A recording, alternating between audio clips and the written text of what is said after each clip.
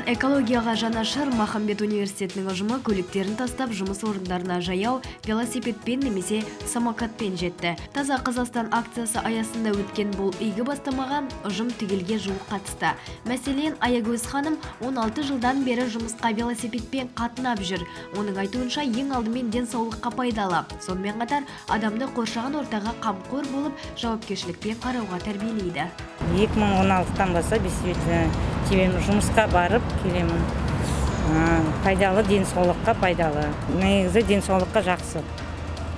Денсаулығында шашамайды.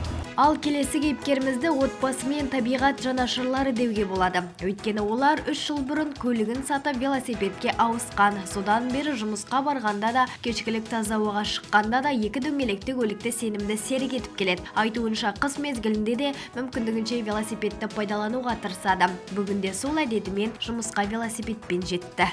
Қазіргі таңда енді күн салқындап келе жатыр ғой, бірақ жаңбыр жауғанға шейін мен күнде таңмен жұмысқа осы велосипедіммен келемін, қызыл велосипедіммен.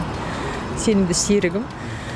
Жұмыстан кейін балабақшада балаларым бар, 2 балам. Жолдасым екеуміз осы 2 велосипедпен үйге балаларымызды алып, жаймен қайтамыз.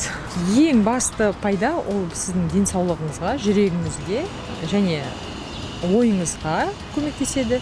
Содан кейін әрине қазіргі таңда экология деген ең маңызды біздің проблемаларымыздың бірі, сол үшін көмектеседі.